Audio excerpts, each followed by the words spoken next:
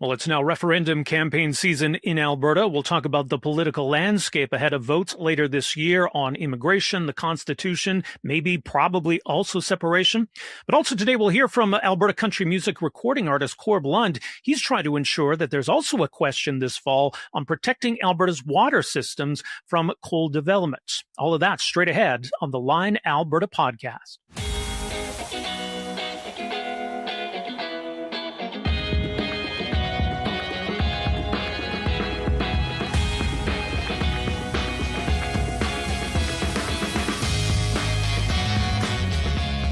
Our greetings, folks. Welcome to the Line Alberta podcast. My name is Rob Breckenridge. Great to have you with us. Alberta's Premier has confirmed that October 19th will be referendum day in Alberta. The Alberta government has some questions they want to put to Alberta voters. The separatists are angling to get their question in there. We'll talk a little bit later in this episode about Alberta's political landscape right now. But I do want to turn our attention to an issue that may be on the ballot, depending how this petition campaign goes. It's an issue that's really separate from this political debate we're having right now in Alberta, but it addresses a pretty fundamental issue, the safety of our water supply and balancing the environment with economic development, specifically concerning coal development in Alberta. And this is an issue our next guest has been really passionate about for a long time and really vocal about for a long time. Alberta country music recording artist Corb Lund is with us, and he's the organizer of the Water Not Coal petition. Waternotcoal.ca is the website. Corb Lund, great to have you with us here. Morning, how are you? Very good. So first of all, let's just talk about what's happening right now, because we've shifted, I guess, into the actual petition campaign. You're off and running. So what has that meant on your side? It's been super crazy. I thought I was busy with this coal stuff the last 5 years. Yeah. But yeah, we've got we applied in December and our application was accepted, and then they passed Bill 14, which somehow retroactively canceled our approved petition, which whatever, and it's just another water off the duck's back. But we actually used the time well, and we have a really crack team. We have excellent legal team and legislative people and IT people and organizer people and canvassers. So we've got a pretty good team. And yeah, we've been up and running for about 10 days, and we've had 3 launch events in Lethbridge, Calgary, and Edmonton, and they were all packed. And we've had an outpouring of people who want to be canvassers, and looks pretty good so far. It's been interesting because there's been about 8 or 9 of us working on this in a room for months. It's nice to see it released into the wild because there's signing events popping up all over the province. It's cool. Yeah, I guess, as you say, you needed to be patient as you sort of navigated those weird twists and turns where your petition was accepted, it was canceled, you had to reapply. Were you confident that this was still going to go ahead, or at any point were you questioning whether, the province was going to scuttle this whole thing? I haven't been confident about anything for 6 years. This whole coal issue, the way the petition ins and outs and twists and turns were handled reflects the chaos that the coal thing has been handled with for 6 years. It's on again, off again. It's not legislated. It's just, I keep saying they just create policy by talk show. No offense, but the premier will go on.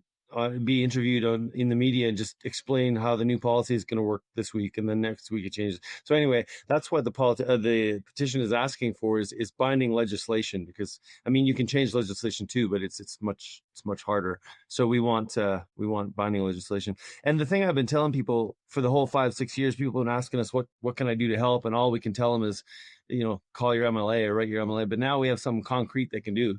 They can be a canvasser, because we have a bunch of canvassers and we need a bunch more, because we'd love to get way more than the 178,000 signatures that are required just to send a message and create a conditions for a mandate to make this law. Yeah, and the threshold has been lowered, but it's still a high bar to clear. There was a separate petition just recently regarding public school funding that fell short. So it is still quite an effort to achieve this, isn't it? Yeah, it's a lot of work. Yeah. I feel very proud of my team. I've got some real crack people working with this thing. So we've got we've got our immediate team. We've got a really deep bench to draw on. We've got ex Lockheed staffers that were involved in the original coal policy. We've got ex coal mining engineers. We've got people that used to be in that business. We've got conservation experts and scientists. We've got a real deep bench on this. So pretty confident. So what would the actual question be if it gets on the ballot? I can read it to you. I'll tell you one thing. One very specific thing that we've included in the question is Grassy Mountain, because the government all the way along for 5 or 6 years now, over and over, has treated this every time they get too much heat from the public. Instead of trying to fix it, their response is to try to fool everybody. What they do is they say, "Oh, we've fixed it, Alberta. We've heard Albertans, and we're going to fix it." And then they leave a loophole you can drive a truck through for their friends in the foreign coal companies. So here's the wording: the government of Alberta shall prohibit through legislation all coal exploration and mining activities within the eastern slopes of Alberta's Rocky Mountains, other than mines that are in actual production as of January 1st, 2026. For clarity, this prohibition includes Northback Holdings Grassy Mountain project and Valerie Resources Blackstone project, as well as any projects to expand any producing mines. So we all feel that Grassy Mountain at the headwaters of the Old Man near Crow's Nest Pass is the thin edge of the wedge. And they bought back a lot of the other leases, but somebody in government really, really, really wants Grassy to go in. Like as you probably know, it was denied a mining permit in 2021 by both the federal government as well as the Alberta provincial energy regulator. Both of them said it wasn't in the public interest. They appealed it in court 3 times. It was denied by the courts 3 times. Public polling over and over has been 70% against it. And yet here we are. Brian Jean somehow waved a magic wand and wrote the Alberta energy regulator a letter. And it's supposed to be an arm's length organization. I don't know how that works. But he allegedly wrote them a letter telling them to consider Grassy an advanced project rather than a completely dead project as it was. And so here we are 6 years later fighting the exact same coal mine again. So we're hoping that, instead of we've tried rallies, we've tried writing letters, we've tried media, we've tried everything. So now we have an official government sanctioned petition, and we've included Grassy on that specifically, so they hopefully can't weasel out of that. So I would say to people who care about this issue, if and when we get our numbers, which we will, and they put this on the referendum, watch the wording like hawks. That the devil's in the details, and the big pitfall in this is the legislation for these things is written so that the government gets to read the question. It's all in the question, and it must include Grassy, because if it doesn't, then this whole thing is a sham. It's interesting, and I think you've seen in southern Alberta, southwestern Alberta, people are really engaged on this. We've seen some just packed town halls, and clearly because they're more directly affected by this. I guess maybe the challenge in a campaign like this is once you start to get further away and maybe even into Calgary and Edmonton and northern Alberta, where people aren't as directly affected or connected to this issue. What's the challenge in raising awareness and getting people to care and getting involved in this? Well, one of the reasons we're doing the petition is to get legislation passed, but the other reason we're doing it is for that very reason, to bring a lot of attention onto this thing and educate the public. In fact, my end goal for this is not only legislation, but beyond that is to make Albertans aware of how horrible the risk reward on this thing is, and so that no politician from any party ever wants to do this again. But I will say, your comment about Edmonton and Calgary, we mentioned Grassy in our wording. We also mentioned the Blackstone project, and that one is near Sundre, and it's at the headwaters of the North Saskatchewan, which provides drinking water for Edmonton. So this isn't just southern Alberta. This is all the eastern slopes.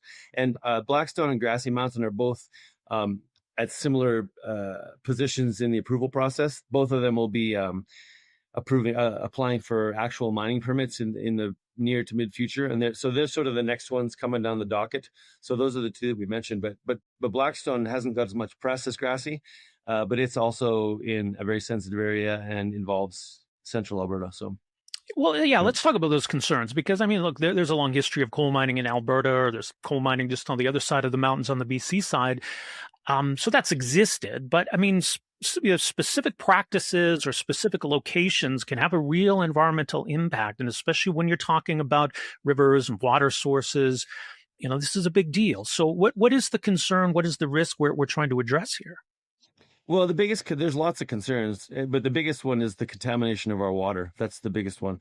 Down here in southern Alberta, we're in a 7 or 8 year drought, and it's not a quantity as well. Like the coal mining is the coal mining companies are in full PR mode right now, and they're saying anything they got to say to get those mines in. But one of the things they're saying is, we're not going to use any of your water. We're going to use this other water. I don't know how they're going to make water appear out of thin air, because coal mine is a thirsty business.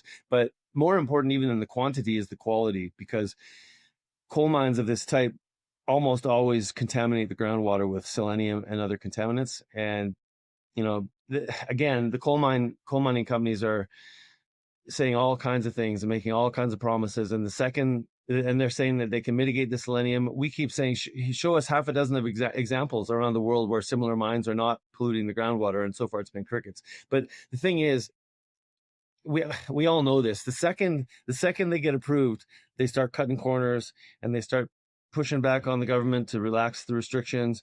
And most of all, they just outright pollute and pay the fines, right? Because the fines aren't big enough. You see that all over the place in the resource industry. Next door in BC, Teck Mining, which is responsible for that whole Elk Valley moonscape over there, they've been fined record amounts, and they just pay it like a line item because, to me, the fines for polluting should be big enough that it would threaten the existence of the company. It should be significant. They should feel it, but they don't. It's a tiny fine. They pay it like they pay their power bill and just go on polluting, right? So basically what they're asking us is, trust us. We'll take care of you. Don't worry. We're good guys. We'll trust you. We'll paint the park bench. We'll spruce up the golf course or whatever. And first of all, they've breached our trust over and over and over, not only the government, but the mining companies. But the penalty for us trusting them and then breaking the trust is our water is screwed forever. And then they go home to Australia. And, as you know, I've been saying all along, this has nothing to do with political parties for me. I don't care about politics. I don't like any of the parties.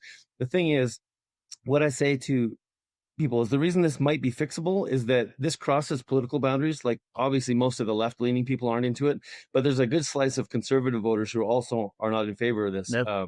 Ranchers. It was ranchers that brought me into this thing, right? But ranchers and fishermen and irrigating farmers and hunters. And what I say to them is, I don't care who you vote for. It's a democracy, but you can tell your own people when they made a mistake. And furthermore, if you claim to be a fiscal conservative, this thing makes no sense, because for the handful of jobs in an industry that's constantly automating, and they actually promote the idea that they're automating to reduce job costs to their shareholders at the same time they're telling us that they're going to hire us all. But anyway, you have to weigh those jobs against agriculture, and you have to weigh it against tourism. And most of all, putting all that aside, I think I said this last time I was on the show, but I guarantee they're going to make a huge mess and then just go home and leave the taxpayer to clean it up. What do they say? Privatize the profits and socialize the losses. So I guarantee that our kids will be paying for the mess they leave, and they will leave a mess. I guarantee it. So that doesn't make any the thing. I mean, once it happens, the damage is done. This is not easily or quickly fixed or cleaned up once it happens. It's not. It takes hundreds and maybe thousands of years to get all the selenium out of the water, because selenium doesn't dissipate. It bioaccumulates in the plants and the animals too, actually. But the thing is, like, this thing, I can talk about this for 6 hours, but when I got 15 minutes, what I tell people is, you got two sides to this thing. On one side, you got a billionaire who owns these coal companies who stands to make another couple billion on it, with a team of paid lawyers, a team of paid scientists that miraculously have different results than our independent scientists, teams of PR people. They're all getting paid a shitload of money. On our side, you got people like me who have better things to do. You got the ranchers who have cattle to raise. You've got independent Albertans who are not getting paid a penny for this, whose only interest is keeping the water clean. And I've spent years now researching this thing from both sides. I've talked to everybody on both sides, and it's bullshit. It's a big racket. And you can believe the coal companies, or you can believe us. I can't really state it any more clearly than that. We got nothing to gain from this thing but clean water. Well, that's the thing. And I mean, you've got your job, and ranchers have their jobs, et cetera, right? But, you've got deep roots in Alberta, in the ranching community. So for people who aren't familiar with sort of how you got involved in this issue, right, it really stems from that. Yeah. Like about in 2020, Kenny's government quietly rescinded the coal policy, which has been in place since 1976, and was put together by Peter Lougheed's government in the 70s. Right. And it protected the eastern slopes quite effectively from coal mining for 45 years. And Kenny's government sent envoys, or I'm not sure how the mechanics of it work, but he was in contact with the Australian coal companies a number of years before 2020, making all these backroom promises and stuff. And then in 2020, on a Friday afternoon before a long weekend, they just posted it on the government website. Oh, by the way, we're rescinding the coal policy and opening up 1,500 square meters of pristine eastern slopes, Rocky Mountain foothills areas to coal mining, right? And I didn't know about it, because no one knew, but I didn't know anything about coal at that time. And these ranchers west of Nanton, their place was literally threatened by not only their water, but their actual deeded land was going to be torn up and made into a coal mine. And they were desperate. And they got a hold of me through mutual friends. And like everybody, I think it's annoying when celebrities speak off about stuff they understand. So I spent a month and a half learning about it. And I interviewed or met with all the ministers. I met with the head of the coal lobby in Canada. I met with the couple CEOs from the coal companies, as well as the conservation side. And I didn't have a dog in the fight. I just read all this stuff and immersed myself in it for weeks. And it makes no sense to me. And it doesn't make, and so at that point, on behalf of the ranching families, I spoke out about it, and it caused a huge, not just me, but a number of us spoke out about it, and it caused a huge public uproar, and it forced the government to, for the moment, put the coal policy back in place. And right. It's kind of as frustrating and as draining as this 6-year journey has been. We did make a difference. Like, we stopped them. And if we wouldn't have done that, if Albertans wouldn't have screamed to the government in 2021, we would literally have coal mines up there right now operating probably. So, there is hope. And I wouldn't have been involved in this issue if I thought it was hopeless. But the reason that there's two things that make it fixable. One, like I mentioned, it's a pretty wide swath of Albertans that don't want this. It's urban, it's rural, it's First Nations, it's small towns, as well as most everybody on the left side of the political spectrum, as well as a good chunk of people on the right. So I think it's fixable. There's certainly issues that aren't fixable, but I think we could actually fix this one if we do it right. And speaking of issues that aren't fixable, one thing I like to say is I steadfastly have stayed away from any other political issue this whole 6 years, and I continue to do so. And this is not, I'm not knocking oil and gas right now, but I will say that if anyone out there is concerned with the issue we have with orphan wells, that was brought to you by the Alberta Energy Regulator, the AER, the exact same people who are promising us they're going to keep our water safe from the coal mines. So think about that. Yeah, it's interesting because there's a political process that you're using here. And I mean, clearly when we talk about government policy, that's kind of political, but this is a non-political issue. I don't think this is a case of, an entertainer getting political. And it's unfortunate way because all I care about is the water. Yeah. Well, that's it, right? But I mean, October 19th, if this is going to be on the ballot, it's going to be alongside all these other political questions that I know you're not getting caught up in. But I don't know, does that muddle things a little bit? What do you think of just how now this process is laid out, and maybe having your question alongside all this other stuff? It doesn't bother me. I think people who care about this issue will know that when the referendum is happening. I mean, yeah, there's all kinds of crazy stuff going on right now, and I've deliberately stayed the hell out of all of it. I don't speak on any of it. There's lots of heavy lifting to do. This is my zone. I'm staying in this coal zone to fix one thing. But yeah, I don't know. I think it's probably good news that they're putting on the referendum, because we until about a week ago when the Premier announced this, we didn't know. Like, I think it's a little vague, but the official rules are if you achieve your petition numbers, I think the government has to do one of two things: either introduce legislation that addresses your question, or put it to a vote, a referendum vote. And so we thought that it might be some kind of, we're going to shelve this for study for 10 years, that kind of thing, or just blow it off or ignore it. But having the Premier say publicly she's going to put it on the referendum is, I think, good news. Again, I will point to the fact that the whole crux of the biscuit here is what the wording of the question is. And we spent a lot of time on our question. So I would encourage anybody who cares about this issue to take a close look at our question and take a very close look at what question ends up on the referendum. And if it's not appropriate or adequate, get out in the streets and start screaming again. Well, and there's also the question you alluded to of whether this would be binding on the government. I think it would be hard to ignore that kind of a message, but there's that side of it too, right? Yeah, all we can do is all we can do, right? Like, this whole 6 years has been murky, and the only thing that's really worked, we've tried all the political angles and all the. What I meant to say is we've tried all the legal angles and all the, the media and this, and the only thing that's really actually worked is people just screaming at them. And then they say, oh, well, you're right. Of course we care about, and that's all bullshit. All it was in 2021 was just so much heat that they had to put the coal policy back in place. So that's a good thing. That means that democracy, it's messy, but it works. So that's what we need to do again when this with this, and we're feeling it. One of the high points of this whole multi-year journey was at that stage when we saw the outpouring of support 21, and we're seeing it again. So I'm remaining optimistic, and I'm choosing to remain optimistic that the government will do the honorable thing and stick to their word on this thing. So I mentioned the website, waternotcold.ca, but of course, this is a physical petition campaign. These have to be actual signatures. So the website, I guess, can help kind of connect people with what's going on. But, folks want to get involved or sign the petition. What message do you have for them? Yeah, the website has really clear listings of where you can go to sign if you want to sign the petition. I think there's 240 events going on right now currently in different cities.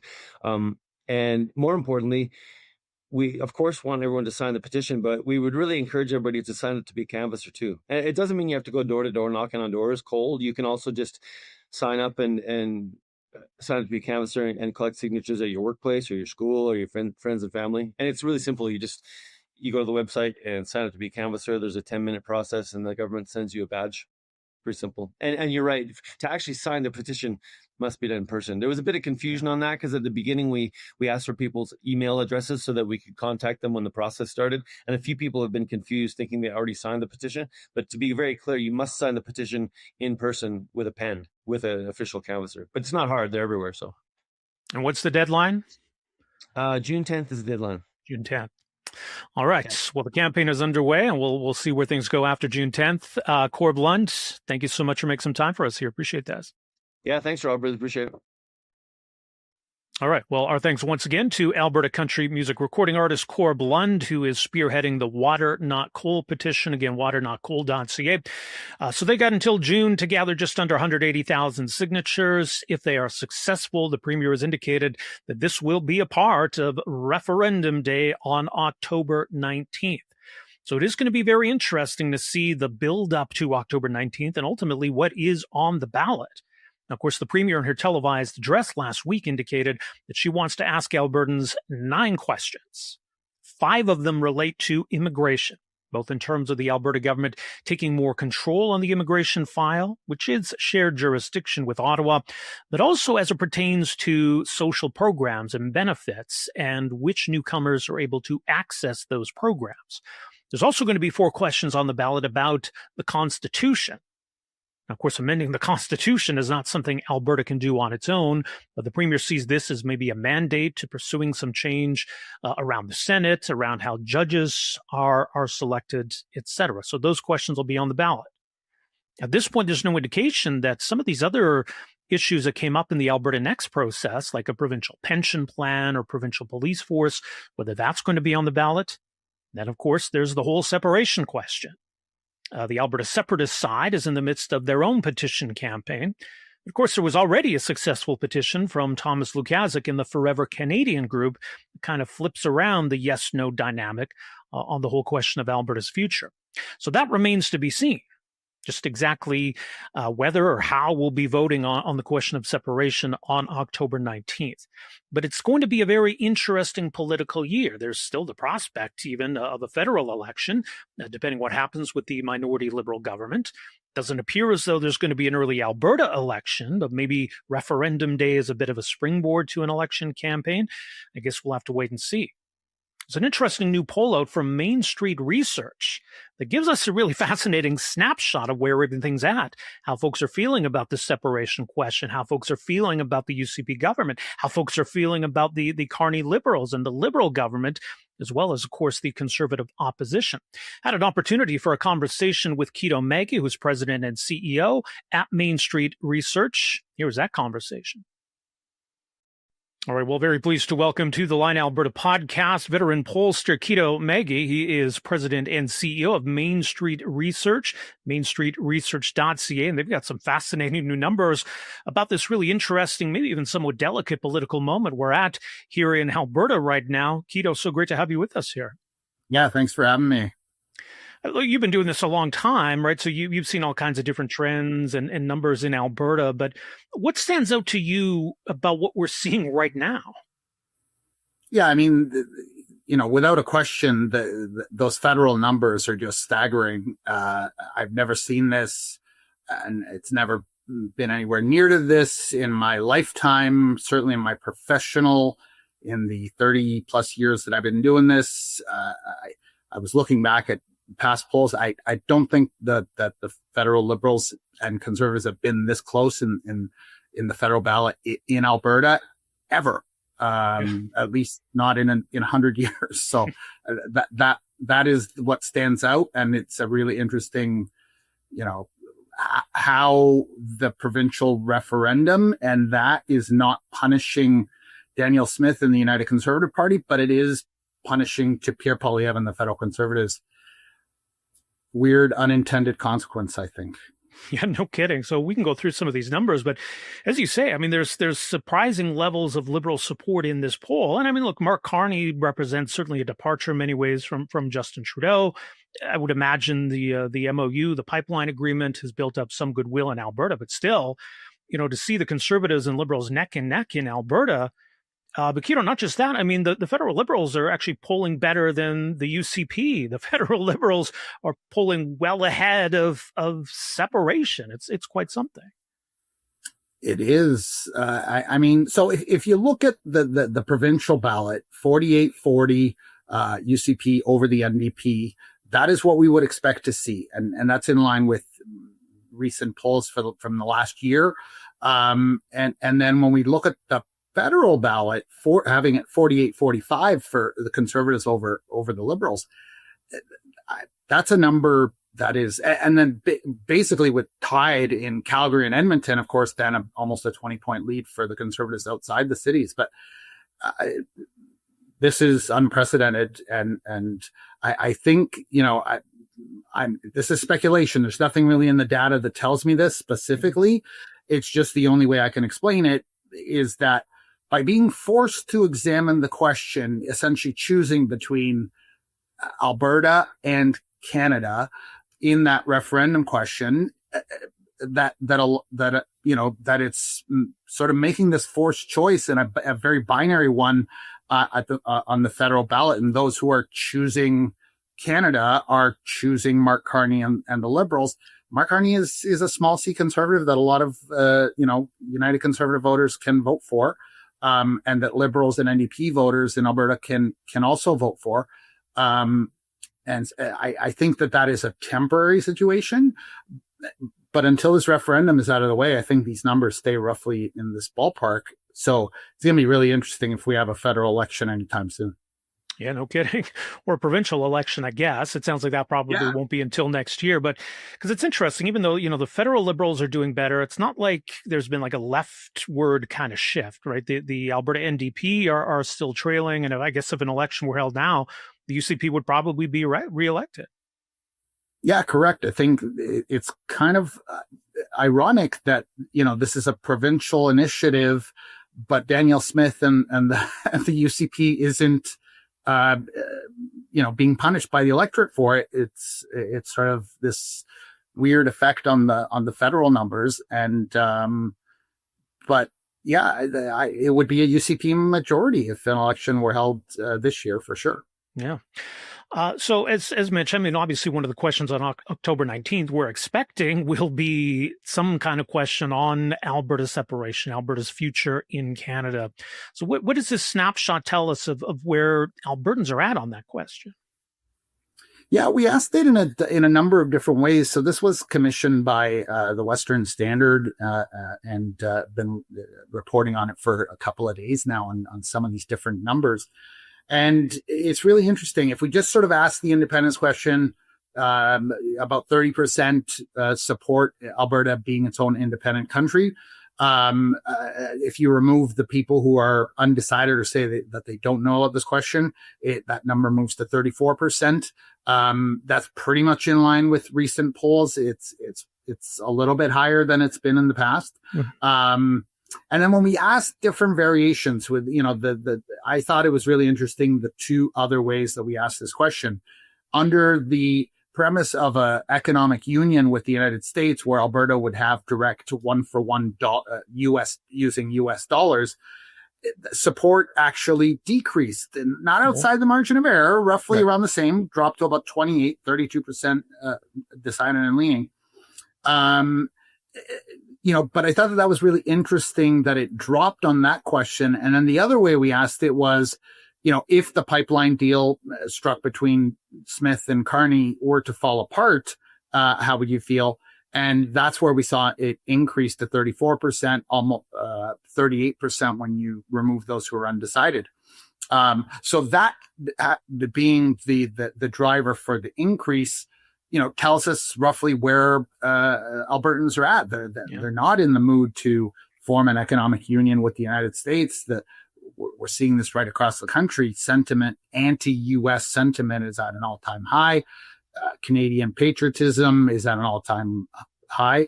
And so making a deal with the Americans is, and I bet if we ask the question today after losing the gold medal, that number would increase as well. So or decrease further, I guess. Yeah, no kidding. So it's interesting that, this isn't dragging down the UCP. This isn't yet hurting Danielle Smith, the fact that we're having this conversation or are likely going to have this vote.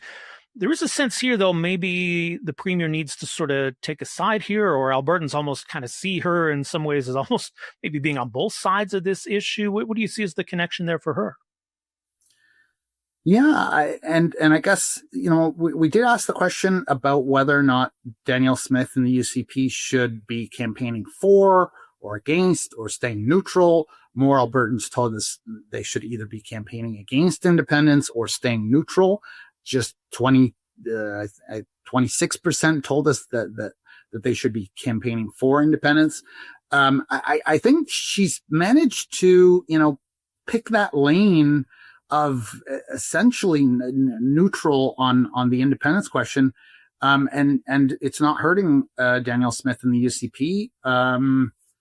I don't know if that will stay the same as we approach the referendum, especially if they do decide to pick a lane and say, yes, okay, we're going to be campaigning for independence or against it, what the impact on that provincial ballot might be. But so far they've been right down the middle, and it's not hurting them at all. It's interesting then, the question of who Albertans see as sort of a voice for remaining in Canada, a voice for federalism. Jason Kenney's name kind of stands out. I mean, there's no formal leader, I guess, really of either side at this point, but It's interesting how Albertans are viewing this so far. Yeah, that was kind of interesting. Jason Kenney was first, 17%.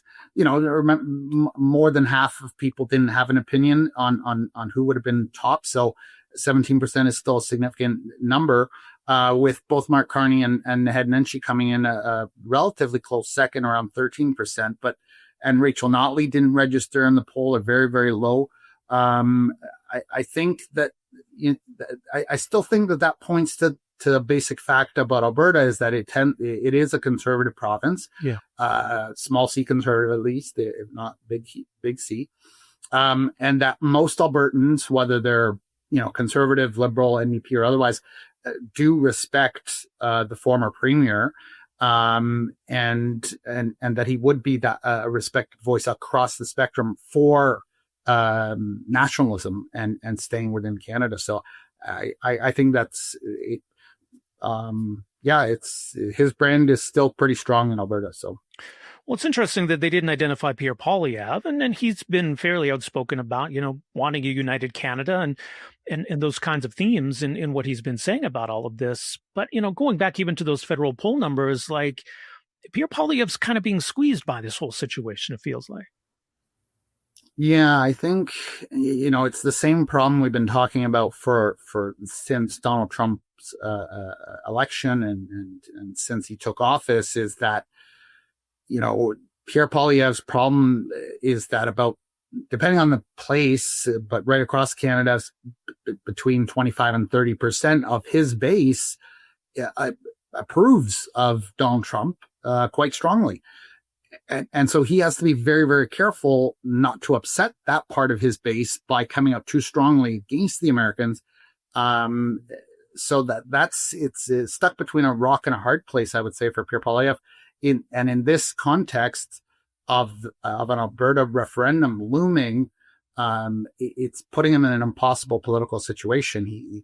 He's forced to say very little. taking a side will hurt him one way or the other. It's also interesting, too, because, the premier has talked about the idea of Alberta having more autonomy and the idea of a sovereign Alberta within the United Canada is kind of how she's framed this. Now, at this point, even though they had suggested maybe Albertans would be voting on leaving the Canada Pension Plan, maybe they've paused that or shelved that idea for now. Because surprisingly, even though Albertans might generally agree with that idea of having more autonomy, things like a provincial pension plan don't seem too popular right now. Yeah, that one was a little bit surprising to me. Almost 2/3, 62% saying that the federal government should still administer the Canada Pension Plan. I think it's about safety and security right now. Mm-hmm. And when I see those numbers by the breakdown by gender, for example, and I see, females overwhelmingly choosing, it's more right now. There's a lot of economic anxiety out there. We still see issues like cost of living dominating top issue. And on top of that, sort of the chaos of the Trump era of this presidency is adding to the sense of insecurity in Canada specifically, the global unrest, the tariffs and other things, and no one knows what this guy's going to do one day to the next and what that impact is going to be. So to add a level of instability by saying, hey, we're going to change this thing that has been there for 100 years and being administered by the federal government, any change is scary right now in that environment that we are living in. So I think that's why we're seeing those numbers. I'm sure the federal Liberals must be encouraged by, the horse race numbers here and their level of support in Alberta. I think, too, though, when we talk about where separation support is at and the potential that if things go sideways on the pipeline agreement or other things happen, now we're almost creeping toward 40% territory. So should the federal government sort of take that as a warning that it is a volatile situation in Alberta, that they should take this threat seriously? Yeah, I think so. And you're right. Although it's, we are seeing, people like you and I, this is a top of mind issue. And we know there's lots of conversations happening out there. Lots of Albertans are talking about it. Really, a full blown campaign hasn't really taken place yet. Yeah. As that starts evolving and emotion starts coming into play and patriotism and all these other things, we don't know which way this is going to go. And how involved the UCP, Danielle Smith, different political players in Alberta will be, as far as in that campaign, and other things that could go sideways, whether it's negotiations with the federal government, pipelines, other things. So many X factors that could change this number between now and a referendum vote. It should be taken as a very serious risk to national unity. And maybe there will be a federal election, and that could be a way, sort of a surrogate ballot for the referendum, before people ever vote on it. Yeah, that would be interesting. So that's a trend, obviously, to keep a close eye on in the months ahead. I do wonder, too, with these other questions, I know there's probably a lot of frustration with immigration policy, or maybe the idea of some constitutional change might have some appeal. But is that something you're going to be watching as we move forward? Is where are folks at on some of these questions that I presume will be on the ballot? Yeah, and I think I talk a lot about a hierarchy of needs, right? And we all know that human beings, food, safety, shelter, these are the first things we think about when cost of living, housing and rent affordability, food, gas prices, etc., are all concerns. Day-to-day cost of living is a major concern. And on top of that, the environment of instability that we're kind of living in because of our neighbors. Some of the other issues are just dropping off the radar entirely because that's not at top of mind, including independence, including crime, immigration, some other things that we would have expected to see much higher.